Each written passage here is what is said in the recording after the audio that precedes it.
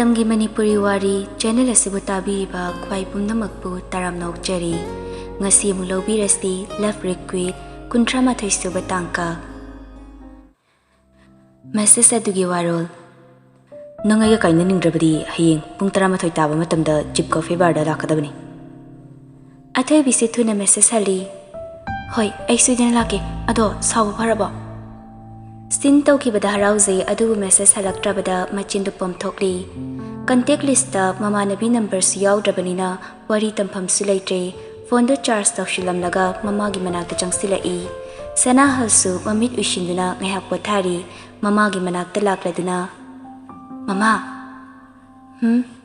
message hali aduni halakani haiduni kai hainaraba saw phari haibro hoi Haujikti mana haiba kudimakne talle haiba yaroiko haujikti tat tahogadabani aduna lokshingna samung phaba adumaina phagadabani ko hoi ado ai manabi meyamga wari sanabasu phangdabase thawai yam nungaiti mana ngaktani hai adugi bu warunu ichasiri kaigi warinu mane tawrido chumlibani kaino mama nangna koklense sida sumi changchangni seba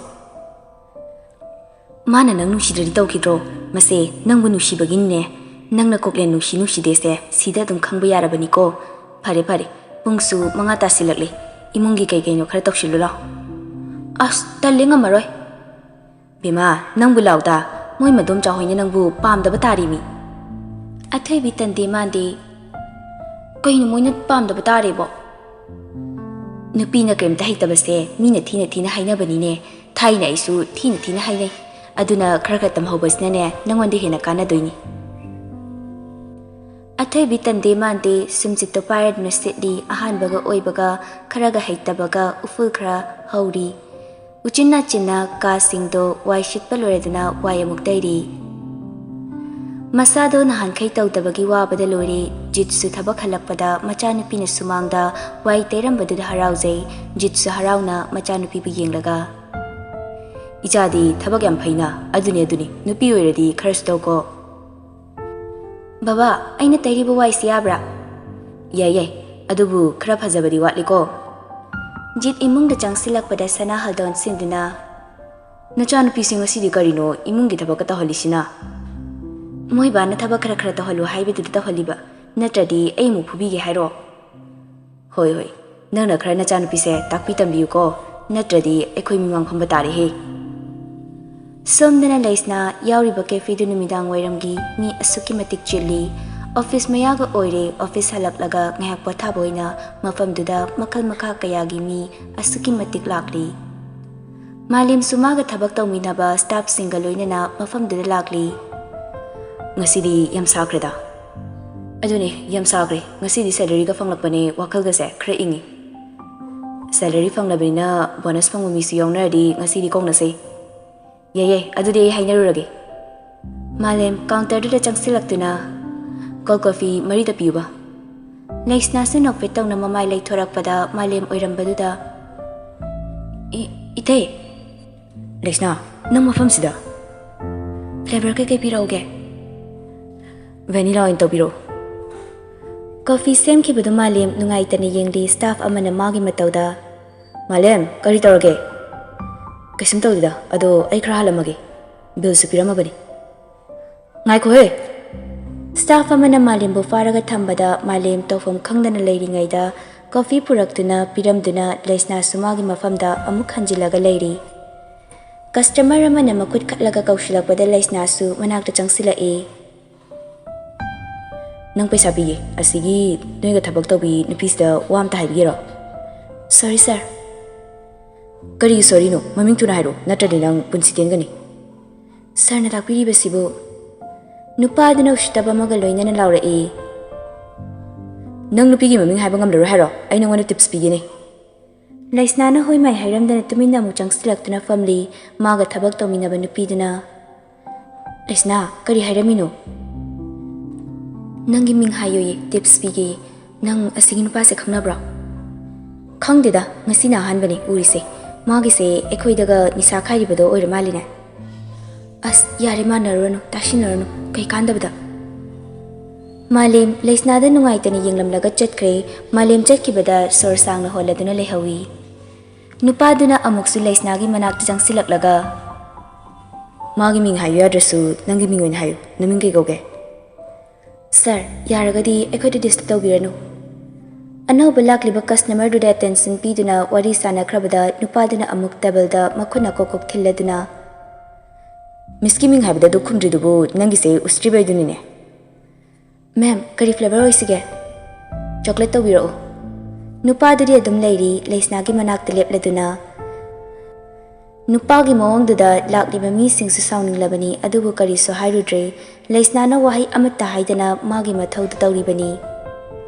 Nupada sauninglaba male thuna leisnana leiriba romda changsilaktuna makutta paishilakpada leisna sauningna nupaduda mamaida khupakna thai. Nupadisi sauningna leisnada fuge tawrakpada makhoiga punna thabak tawminaba nupaduna makhutuda faraduna som kana oibirige nupi siga kari mari leinage aigi nupi ga wari sanabani som kana ro wahai asi hariga staff nupaduna customer do fura ka tanthorakpada leiriba customer nupa ani amasu changsilaktuna fuba yaba furaba matungna tanthokre somdana irai leimasu macha nupada poshiladuna chak thongli makhoida thabak tawraga leibi nupi dusu ngasi laktribani mathantana thabak singdulo shili chak loshiladuna sumangda angang du sumba oina koichat chatli malimgi gari makhol tarakpada irai leima macha nupadon sinduna papala e malim suno fetawna gari do garage ta thamladuna magi nupigi manakta changsila e tamo ngasi diam thingi kari tawrage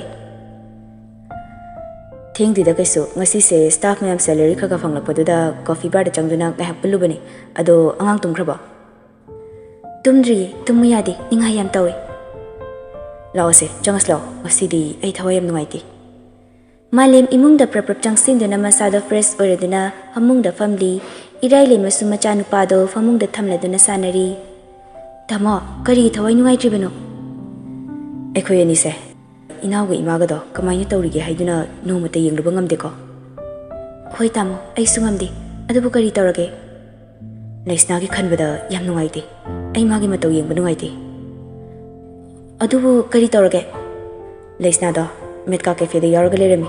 Ay na makoy gi manager da changsinduna hanglakpada mana thabak tawraklibase. Chahi ahumdi hairakle hai. Ay imanaba singi mamangda ikaiba poi. Ithanta nungaitaba phawi. Irai leima mamada phone tawduna mamada khanghan khrabada mama dusu mathwai nungaitana leiringai leisna sumayumda changsilakpada mamana ingna tapna bema nang halaklabra hoy hale phare ngayak patharu imana chakalurabani leisna tumina magi kada changsilaktuna firol honglaba matungda masada fresh oiraduna chakhumda changsilakpada mama leramdabuda koithi thirakli Mangon de susut kapagi khonjal tarakpada thuna changsinduna ima kari tawrage kari gi kaplibano bema aise mama ama oina matik chadre ko nanguna ning thungan basugam dre ko ma adumaina haiganu ai ning basu thungli basidi leisna mama gi matawduda ima ai ima da rot pathaba khara tawkhre ai ima na dugi damakta ai bungak piu Ay ima khangandana cafe mada thabak yawi ima nachana lanki ba pumba ngakpiu mama dana machana pidubu konkhat piduna ima gi bema nushibi imungi awaba sida nahaksu yawra boire ko ima krisuwabi ganu ai leiringai da ima na awaba thabak tawba ya ponte iche na itei gi mamangda aina lairik tamini tambasa ai hainadi iche hoistu yumama di pali bani ai moida kaya hainingdi Ima, imung da changnaga chak charaga pothana batawse doctor nasu awaba wakal khangano hairei dudi somnana jiti na haibagi matung inna khabaga suresh ka laklibani moreda ka ama lawduna chak chara matung da pothari tamo sir jiti na hairapagi matung ina pung manga chapchana namphalong bazar da chatlona haire hoi aiga hojik sanabadari hayeng ayuk ta do mali na hai oh sir gadi paw faunarbo faunare adu boy khoi checksina thabakse tawshiko Hoy tamo, adu tamo su pathabiro, ay sungay pathagi. Khabadi mamit ushilaga laikre suresti khabagi mong yengladuna koklin phabaga lona message thanaribani. Adudi handakti ekhoina tawba yadi, mathangda tawgadabani, nahak cheksina layu. Hoy sir, adubu khabaga jitengana ise, khwaidagi thajaba mi amdi oirakle. Ngasigi pot se lupa kaya gino. Crore tara gini poti loine suri. Okay. Matanggi ayuk ni koklen phaba makhada kumtharaktuna cha thakli met amadon sinduna. Iche wam ta haizagi. Kari wano ibungo. Ngasi yum sida mi malakani. Mangwanda yum gi leiriba iche hoina tawriba singse amukta takpiu. Aduga hayeng dagi thabak pung mapan dagi lakani. Masidi iche hoina mating tawbigano. Sir, kanano khoi pap tajadre. Athoi bi gawi yum sida imungi thabak masu yohan gadabani. Phani sir. Koklen phaba na hairakliba wadida amardi mamit laukthok ngakni yenglai. Koklen phaba chado amani chingladuna magi kada kakhatladuna corridor da lepladuna leiribani. Chair da famduna mana pariba novel do makha amuk chathai. Magi phone da su message lakpagi vibrate tawribani. Ama lakpagi mathakta message manamanam lakli. Message to hanna fawba yengbiba nate message lakpado tokraba matungda amuk phone tawrakpagi vibrate tawrakpada phone to paikhatlaga yengi. Athoi bi calling. Phone do laktena langi. Pairoi tawroi khankraba koklen phabani man tawgi khankiba thabakta mai ising changde manung kankraba nupa machani somdari nupi machado message thaba su halakta phone tawba su parakta kada hangat handa chatlaga leiribani makok tusu angaubi sakhai masinu pasna phone tawi parakte message thai halakte kaino ba mana khalise asuk yamna chahanba asuk amna matha san banang dakuklen phone pairo kori tawrage Horin se lobra o hagi tawbani ba Phamungda mukhipli chariba ka singdu loisingani khangdaba makai Twitter changi magi mail sting Facebook Instagram loina kaklamde as aidine Facebook su password kawkreba Twitter gisu imanabi myam dugo wari sanaba su lefanba haujikna pung 13 tabada laktadi pau faunaroi kaina khari mu harak tuizano Athoibi masammana ipa fagai chakumda mukchang silakpada sanahal khangpre kangi Bima, nasamduri kari tawriba, amta pulucho, natradi biblayam chure. Ima, ayam kapningi. Yare taning deko, kapninga gane, nupado kainero, nang supana di chawe, adumapu thabakase, khara tawibi aidana. Sanahal machan pidi saulangak paduda. Kari no ima, ayuk stay so adam langi duba, thabak tungam dragana thamu, tawrunu. Hey, napas sakringai sida ai su kharane taksiloge tawbani. Napas ek chatkibaga thabak tawroi khangnabra. Pung 13 tagadaba minute mangamuk watlingaida koklen phaba cafe da lakladuna family Athoi bishu loishinduna koklen phaba da phone tawjai adubu pairaktrabada cap tongladuna jeep cafe da lai Athoi bi matam henkiba tarena thuna chensilai mana changsilakpaga chapchana na yauraduna sor sangna holi chair du da famladuna table da lairiba glass pilaraduna ising thakchili Athoi bi pairapna Dada ai dilobla ona hagi tawraga lakpide Nasana tanta lakpa hitro. As yareba mi mamangsti kai isolu torakanu ba. Koklen phaba se sor sang holaduna. Athoi. Kai hagida. Just law. Kai dunu. Yam halakano. Aina haiba kuding nang yani haiba natro. Hoi yani edubudi karigi yari dorino. Koklen phaba wahi amata hairamdana thokibado athoi bisumaningda sasat inari gari da kakhatladuna mayumda purakpada thoibi ngakna dada kaigini yumda puraklise natraga ibani gise chelairo Koklen phaba wahi amata hairamdana gari dagi kumthaki makoi anima yumduda changsilai ahal khara oiba met amana thong hangdorai yum manungde hek changbaga Iche ichal singdi laiye thabak tawriye Met aduna lairiba singdo kangthoktuna paring sana lephali Ma thoibi aina nova met ama purakani haibdo mahakni Athoibi ngakna koklen phabada yenglai Nakoina yumsida tawriba madi pochai sing kai kai da lege da takpigadabani aduga taklaba matungda nakoi kanamta mating pangnaba yaroi aduga thoibi nangsu hayeng pung 9 nangnaba stira kadabani natradi ai nangona mukhana Hoimi dada ai lakeba Koklen phaba mamitto paini yenglaktuna chatkibado athoibi yenghauri ahal oiba met aduna Bema nangna kauriba mingdo sori saraina koko Athoibi saugalai Kaino aiga koinaba nupada sarko harisiba Met singdo loina yenglakpada athoibi amuk tumina laiki ꯑꯁꯨꯝꯅ ꯌꯨꯝ ꯑꯗꯨꯗ ꯂꯩꯔꯤꯕ ꯄꯣꯠꯆꯩꯁꯤꯡ ꯇꯥꯛꯄꯤꯔꯤ꯫ ꯇꯥꯛꯂꯕ ꯃꯇꯨꯡꯗ ꯆꯠꯈꯤꯕꯗꯨ ꯀꯣꯛꯂꯦꯟ ꯀꯣꯔꯤꯗꯣꯔꯗ ꯂꯦꯞꯂꯒ ꯂꯩꯍꯧꯔꯤ꯫ ꯕꯣꯔꯤꯁꯅ ꯂꯩꯁꯅꯥꯕꯨ ꯅꯝꯗꯅ ꯀꯦꯐꯦꯗꯒꯤ ꯂꯧꯔꯗꯨꯅ ꯃꯐꯝ ꯑꯃꯗ ꯂꯥꯛꯂꯤ꯫ ꯅꯪꯅ ꯊꯕꯛ ꯑꯃ ꯂꯩ ꯆꯠꯂꯨꯁꯤꯅ ꯍꯥꯏꯁꯤꯗꯤ ꯁꯤꯗ ꯑꯣꯏꯔꯦ? ꯃꯥꯅꯦ, ꯁꯤꯗꯅꯤ꯫ ꯅꯪꯗꯤ ꯅꯣꯡꯃꯇ ꯃꯤ ꯈ꯭ꯋꯥꯏꯗꯧꯅ ꯗꯦꯠ ꯆꯠꯂꯨꯁꯤ ꯍꯥꯏꯕꯗꯤ ꯌꯥꯗꯕ ꯅꯠꯇ꯭ꯔꯣ? ꯗꯦꯠ ꯆꯠꯂꯒ ꯀꯩꯗꯧꯗꯣꯏꯅꯣ? ꯑꯗꯨꯝ ꯎ ꯂꯩꯔꯁꯤꯗ꯫ ꯅꯪꯅ ꯍꯥꯏꯕ ꯂꯣꯏ ꯆꯨꯝꯃꯦ, ꯑꯩ ꯋꯥ ꯑꯝꯇ ꯍꯥꯏꯅꯤꯡꯗꯦꯀꯣ꯫ ꯕꯣꯔꯤꯁ ꯄꯩꯔꯒ ꯂꯩꯈꯤꯕꯗ ꯂꯩꯁꯅꯥꯁꯨ ꯅꯣꯛꯐꯦꯠ ꯇꯧꯅ ꯌꯥꯝ ꯄꯩꯕꯒ ꯍꯩꯔꯝꯃꯤ, ꯑꯩꯗꯤ ꯅꯍꯥꯟꯈꯩ ꯈꯪꯗꯦ꯫ ꯑꯧ ꯍꯩꯌꯦ, ꯑꯩꯁꯨ ꯄꯩꯕꯒ ꯍꯩꯌꯦ, ꯅꯈꯣꯏ ꯅꯨꯄꯤ ꯈꯛꯇ ꯄꯩꯅꯦꯅ ꯂꯩꯇꯕꯅꯤ꯫ ꯀꯩꯒꯤꯅꯣ ꯗꯨꯛ ꯁꯥꯎꯔꯤꯗꯨꯕꯣ? ꯁꯤꯕꯨ ꯑꯩꯅ ꯁꯥꯎꯒꯦꯅ ꯁꯥꯎꯕ꯭ꯔꯣ? ꯁꯥꯎꯕ꯭ꯔꯕ? ꯀꯌꯥꯝ ꯀꯨꯏꯔꯒꯦ? ꯏꯕꯥꯅꯤ ꯑꯝꯇ ꯎꯅꯁꯤ ꯍꯥꯏꯕꯗ ꯅꯪꯅ ꯌꯥꯈꯤꯕ꯭ꯔꯣ? ꯑꯩ ꯅꯪꯉꯣꯟꯗ ꯀꯩꯝꯇ ꯆꯠꯂꯨꯁꯤ ꯍꯥꯏꯕ ꯅꯠꯇꯦꯗꯅ꯫ ꯅꯍꯥꯟꯁꯨ ꯐꯤल्म ꯌꯦꯡꯂꯨꯁꯦꯅ ꯇꯤꯀꯦꯠ ꯀꯛꯂꯒ ꯑꯩꯅ ꯃꯣꯜ ꯃꯃꯥꯡꯗ ꯀꯌꯥꯝ ꯀꯨꯏꯅ ꯉꯥꯏ, ꯑꯗꯨ ꯐꯥꯎꯕꯗ ꯂꯥꯛꯇꯕ ꯅꯠꯇ꯭ꯔꯣ? ꯅꯪꯒꯤꯁꯦ ꯑꯩꯕꯨ ꯅꯨꯡꯁꯤꯗꯦ ꯇꯥꯛꯄꯅꯤ꯫ ꯂꯩꯁꯅꯥꯁꯨ ꯕꯣꯔꯤꯁꯀꯤ ꯋꯥꯍꯩꯗꯨꯗ ꯅꯨꯡꯉꯥꯏꯇꯅ ꯑꯗꯨꯗꯣ ꯁꯥꯎꯅꯨ, ꯑꯩ ꯏꯀꯥꯏꯗꯅ ꯇꯧꯕꯅꯤ꯫ ꯅꯪ ꯀꯅꯥꯗꯩ ꯀꯥꯏꯔꯤꯅꯣ? ꯅꯪꯕꯨ ꯀꯅꯥꯗꯩ ꯀꯥꯏꯔꯤꯅꯣꯕ? ꯅꯪꯕꯨ ꯀꯌꯥꯝ ꯅꯥꯇꯩ ꯆꯥꯗ꯭ꯔꯒꯦ? ꯅꯪꯅ ꯂꯥꯏꯔꯔꯦꯅ ꯑꯗꯨꯝ ꯍꯥꯏꯔꯤꯗꯨꯕꯣ? ꯕꯣꯔꯤꯁꯀꯤ ꯃꯑꯣꯡꯗꯨꯗ ꯑꯗꯣ ꯑꯩ ꯁꯣꯏꯔꯦꯕ, ꯑꯩ ꯂꯥꯜꯂꯦꯕ, ꯑꯩꯗꯤ ꯅꯪꯅ ꯍꯥꯏꯕꯗꯣ ꯐꯥꯒꯤꯒ ꯃꯥꯜꯂꯨꯔꯦꯅꯦ꯫ ꯌꯥꯔꯦ, ꯁꯤꯗꯒꯤꯗꯤ ꯅꯪꯉꯣꯟꯗ ꯋꯥꯍꯩ ꯑꯝꯇ ꯍꯥꯏꯔꯔꯣꯏ꯫ ꯂꯩꯁꯅꯥ ꯃꯥꯒꯤ ꯃꯑꯣꯡꯗꯨꯗ ꯅꯣꯛꯂꯗꯨꯅ ꯑꯩꯗꯤ ꯐꯤल्म ꯗ꯭ꯔꯃꯥꯒꯤ ꯑꯗꯨꯃꯥꯏꯅ ꯈꯨꯠꯀ ꯐꯥꯔꯒ ꯏꯁꯩ ꯁꯛꯄꯁꯨ ꯍꯩꯇꯦ, ꯀꯃꯥꯏꯅ ꯇꯧꯅꯤ? ꯑꯣ, ꯑꯃꯗꯤ ꯂꯩꯔꯦ, ꯑꯗꯣ ꯑꯩ ꯏꯁꯩ ꯁꯛꯄꯗꯤ ꯌꯥꯝ ꯍꯩꯇꯦꯀꯣ꯫ ꯅꯤꯡꯉꯥꯏ ꯆꯥꯎꯕ ꯅꯪꯁꯦ ꯀꯔꯝ ꯍꯥꯏꯅ ꯊꯦꯡꯒꯅꯤ, ꯁꯥꯎꯒꯟꯕ ꯅꯪꯁꯦ ꯀꯔꯤ ꯍꯥꯏꯅ ꯊꯦꯡꯒꯅꯤ?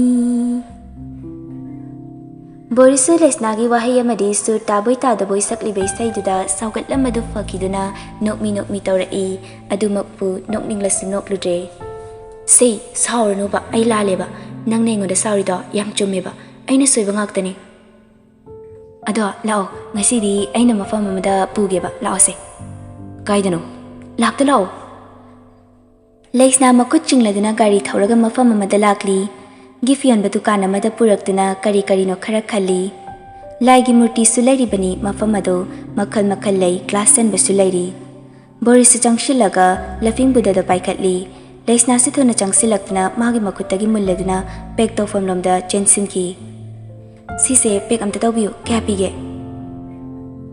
900 ꯄꯤꯌꯦ꯫ ꯑꯣ, ꯄꯦꯛ ꯇꯧꯕꯤꯔꯣ꯫ ꯂꯩꯔꯤꯕ ꯅꯨꯄꯤꯗꯨꯅ ꯄꯦꯛ ꯇꯧꯔꯤ꯫ ꯂꯩꯁꯅꯥꯁꯨ ꯄꯣꯠꯇꯨ ꯂꯧꯔꯗꯨꯅ ꯊꯨꯅ ꯊꯣꯛꯈꯤ꯫ ꯕꯣꯔꯤꯁꯁꯨ ꯃꯇꯨꯡꯗ ꯏꯟꯅꯔꯤ꯫ ꯗꯨꯀꯥꯟ ꯑꯗꯨꯒꯤ ꯃꯄꯥꯟꯗ ꯊꯣꯛꯂꯛꯄꯒ ꯂꯩꯁꯅꯥ ꯅꯣꯛꯐꯦꯠ ꯇꯧꯅ